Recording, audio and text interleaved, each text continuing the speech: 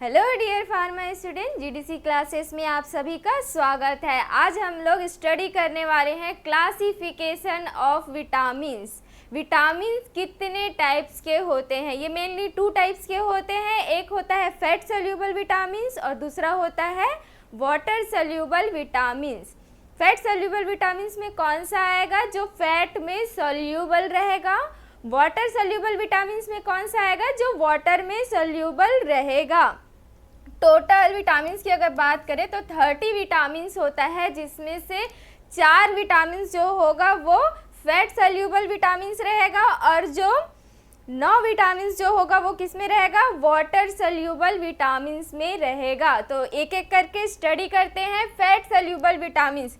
Fat soluble vitamins 4 types के हैं, vitamin A, vitamin D, vitamin E और vitamin के। ठीक है, ए डी ई के, ये 4 टाइप्स के इसके विटामिन्स है। ठीक है, नेक्स्ट जो होता है वो है वाटर सोल्यूबल विटामिन्स। अब वाटर सोल्यूबल विटामिन्स में एक रहता है नॉन बी कॉम्प्लेक्स विटामिन और एक रहता है बी कॉम्प्लेक्स विटामिन्स। ठीक है, नॉन बी कॉम्प्लेक्स विटामिन्स में कौन सा रहेगा? विटामिन सी रहेगा। ठीक है, विटामिन सी रहेगा।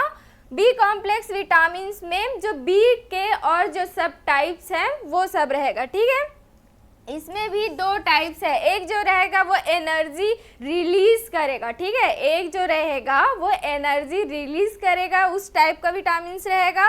और एक जो रहेगा वो हिमेटोपोएटिक रहेगा, जो ही मतलब ब्लड से रिलेवेंट रहेगा। ठीक है, ब्लड से रिलेवेंट उसमें वर्क करेगा, वो विटामिन्स उसमें आएगा। ठीक है, मेनली अगर हम लोग की पूरा बात करें तो क्या था? फैट सोल्यूबल विटामिन्स हो गया। फैट सोल्यूबल में 4 टाइप्स के हैं, ए डी ई के।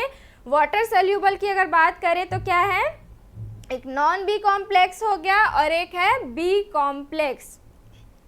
नॉन बी कॉम्प्लेक्स में क्या होगा? जो बी का टाइप्स नहीं रहेगा, मतलब क्या है? विटामिन सी रहा। ठीक है, बी कॉम्प्लेक्स में कौन सा आ जाएगा? इसमें भी 2 टाइप का है, एनर्जी रिलीज, जो एनर्जी रिलीज करेगा, और दूसरा रहेगा हिमेटोपोएटिक, जो हिम से रिलेवेंट, जो ब्लड से रिलेवेंट रहेगा, जो हिमेटेनिक्स में जो बोलते हैं ना यूज होगा वो ऐसा। ठीक है, एनर्जी रिलीज में कौन कौन सा आएगा?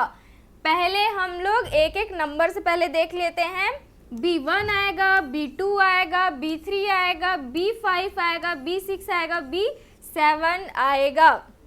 लाइन से अगर हम क्रम की बात करें तो 1 भी आ गया, 2 भी आ गया, 3 आ गया। अब डायरेक्ट 4 जो है वो छूट गया है, जो नहीं आएगा। ठीक है, 1 2 3 आपको अच्छे से याद कर लेना है। उसके बाद आपको क्या याद करना है? 5, उसके बाद आपको याद करना है 6 और उसके बाद आपको याद करना है 7। ठीक है, 1 से लेके 7 तक का याद करना है। उसमें से सिर्फ आपको एक चीज छोड़ना है, वो क्या है? 4 नंबर छोड़ना है। ठीक है, तो B1 हो गया, B2 हो गया, B3 हो गया, B5 हो गया, B6 हो गया और B7 हो गया। अगर इधर की बात करें हम लोग जो यूज हो रहा है हिमेटोपोएटिक में यूज हो रहा है, इसमें है 9 और 12। ठीक है, दो विटामिन जो है जो हिमेटोपोएटिक के लिए यूज होगा वो है 9 और 12 नंबर का, तो B9 और B12। ठीक है, सबसे ज़्यादा क्वेश्चन जो है इसी पॉइंट से ही आता है, बी कॉम्प्लेक्स है ना। बी कॉम्प्लेक्स में सबसे ज़्यादा इसी से ही क्वेश्चन आएगा, विटामिन से रिलेवेंट। तो हम एक एक करके स्टडी करते हैं। आपको एनर्जी रिलीज में कौन कौन सा हो गया था? 1 से लेके 7 तक करना था, 1 3, जिसमें से 4 आपको स्किप करना है, 5 6 और 7। ठीक है, B1 B2 B3 B5 B6 B7। Haematopoietic में कौन कौन सा हो गया है? B9 और B12 हो गया। ठीक है, अब आपको एनर्जी रिलीज में B1 को, विटामिन B1 को और किस नाम से जाना जाता है ना? उसका कॉमन नेम क्या है? बहुत ही ज़्यादा आता है इससे क्वेश्चन। जितना भी फार्मा से रिलेवेंट कॉम्पिटेटिव एग्जाम होता है उसमें जितने भी विटामिन के है उसका कॉमन नेम से क्वेश्चन आता ही है, जिसमें से बी कॉम्प्लेक्स विटामिन से तो और ही ज़्यादा पूछा जाता है। तो B1 को बोलते हैं थायमिन, B2 को बोलते हैं राइबोफ्लेविन, B3 को बोलते हैं नियासिन, B5 को बोलते हैं पेंटोथेनिक एसिड, और B6 को बोलते हैं पैरिडॉक्सिन, और B7 को बोलते हैं बायोटीन। वैसे ही B9 जो हिमेटोपोएटिक के लिए यूज हो रहा है वो है फॉलिक एसिड, और B12 को बोलते हैं साइनोकोबालामिन।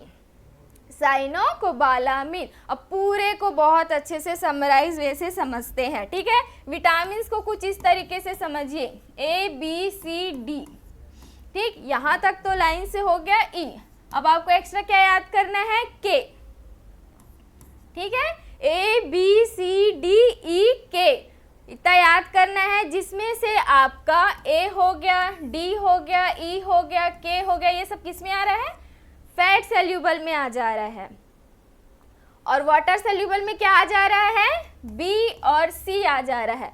तो आपको बस एक ट्रिक याद रखना है, WBC, ठीक है। WBC में W से आपका हो जाएगा वाटर सेल्यूबल, B से आपका हो जाएगा B कॉम्प्लेक्स वाला विटामिन, और C से आपका हो जाएगा विटामिन C, ठीक है। टोटल कितना हुआ, 30 विटामिन होता है, 30 विटामिन होगा। अब इसको हम काउंट करें तो ये कितना है, ये 4 हुआ, ठीक है। और नॉन बी कॉम्प्लेक्स में कितना है, 1 हुआ, और ये पूरे इसकी बात करें तो ये टोटल कितना है, ये 8 हुआ, ठीक है। तो दोनों को अगर काउंट करें हम लोग, 4 और 1 5 हो गया, 8 हो गया, टोटल कितना हो गया, 30 विटामिन्स।